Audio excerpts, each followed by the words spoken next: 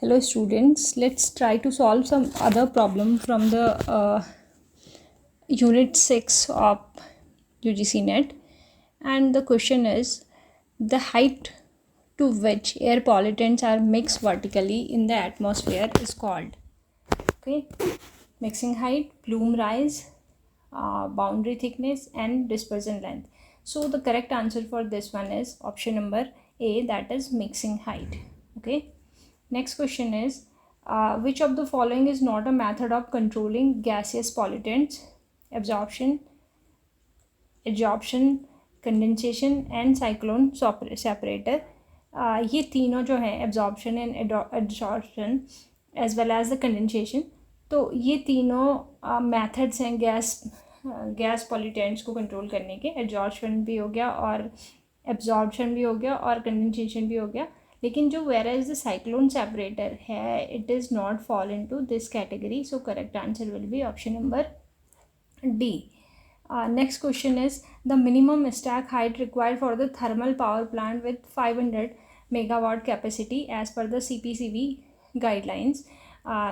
ये क्या कह रहा है कि अगर आपके पास थर्मल पावर है 500 मेगावाट की कैपेसिटी का, तो उसकी जो मिनिमम स्टैक हाइट होगी, तो इसकी जो स्टैक हाइट है according to standards is 275 metre. So the correct answer will be option number C. Next question is the time taken for the 99% removal of a pollutant by first order decay is approximately.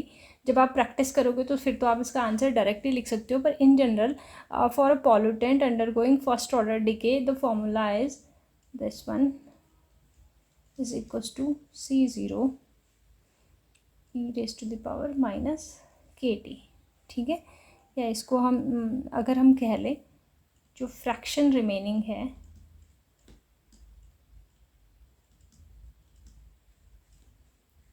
That will be CT upon C0, और जिसको हम calculate कर रहे हैं e raise to the power minus KT से. ठीक है, इसमें हमारे पास 99% रिमूवल पूछा है. इट मीन्स जो रिमेनिंग फ्रैक्शन है ना, वो रिमेनिंग फ्रैक्शन हमारा हो गया 1%. ठीक, तो 1% रिमेनिंग फ्रैक्शन के लिए it will be equals to e raise to the power minus KT will be equals to 0.01, क्योंकि ये 1% है. ठीक है, इसको अगर हम सॉल्व करें t के लिए, जब आप इसको सॉल्व करोगे t के लिए, तो it will be t will be equals to minus natural log of 0.01 divided by k, और इसको आप फर्दर सॉल्व करते हैं तो it will come out as 4.605 by k. तो ये मैच कर रहा है किससे? दिस ऑप्शन नंबर सी से. वैसे जब आप थोड़ा सा प्रैक्टिस करते हैं तो इसका जो जनरल एक वो होता है, क्या कहेंगे, इसके लिए जो जनरल थ्योरी होती है वो आप देखो. अगर मैं शॉर्टकट बताऊं तो 50% रिमूवल के लिए हमारे पास होता है 0.693 बाई के. ठीक है, जो रिमेनिंग फर्स्ट ऑर्डर डिके का टाइम टेकन वो है. ठीक है, जो टाइम टेकन है 90% रिमूवल के लिए हमारे पास it will come out as 2.3 divided by K. When it comes to 95% it will be 3 by K. When it comes to 99% removal, अभी हमने देखा this is 4.60 by k, and suppose you have 99.9% removal, तो इसके लिए जो time होगा it will be 6.9 divided by k. तो in general जो हमारा टाइम टेकन का प्रोसेस होता है ना, this time taken will be minus natural log of fraction remaining जो होगा, फ्रैक्शन या remaining fraction divided by K. This is your formula. इस पे जब आप ये करेंगे तो आपका answer number C correct answer हो जाएगा. नेक्स्ट क्वेश्चन है you have to match the following plume type with their condition. हमारे पास डिफरेंट प्लूम दे रखे हैं और उनके कंडीशन पूछी हुई हैं. प्लूम टाइप है आपका लूपिंग जो है, looping, fanning, coning and lofting. ठीक है. As you know that the looping depends on जो कंडीशन है इससे related, that is unstable atmosphere. When it comes to fanning it matches with strong inversion. This coning matches with natural stability, and this lofting matches with inversion above the source, that is unstable flow. मतलब source से ऊपर inversion and उससे नीचे unstable. ठीक है, ये lofting हो गई. So the correct answer is A is matching with 2, B is matching with 1, C is matching with 3 and D is matching with 4. So option A will be your correct answer. Next question is in electrostatic precipitator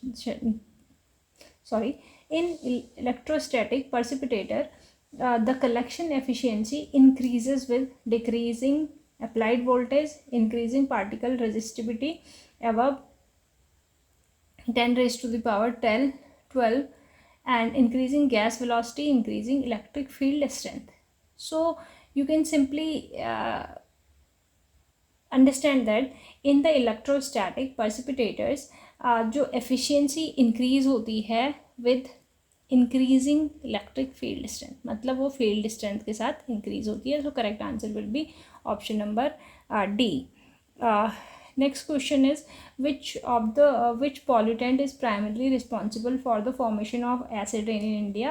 और ये सीधे आपको पता है कि जब sulphuric acid vapour वगैरह के साथ एटमॉस्फेयर में मैच होती है तो फिर हमको सल्फर डाइऑक्साइड और नाइट्रोजन ऑक्साइड जब मिलते हैं तो हमको नाइट्रिक एसिड और हमको सल्फ्यूरिक एसिड मिलता है. That makes a combination for acid rain in India. So the correct answer will be SO2 and NOx both. ठीक. Next question is in sampling period for ambient air quality monitoring under CPCB is 1 minute for gases,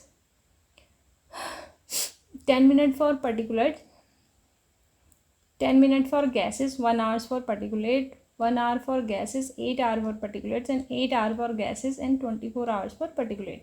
So जो sampling period है normally वो हम लेते हैं 8 hours gases के लिए and 24 hours particulates के लिए. Okay, so option number D will be your correct answer. The next question is which of the following is an indoor air pollutant primarily release from building materials. Ozone, radon, sulphur dioxide और lead.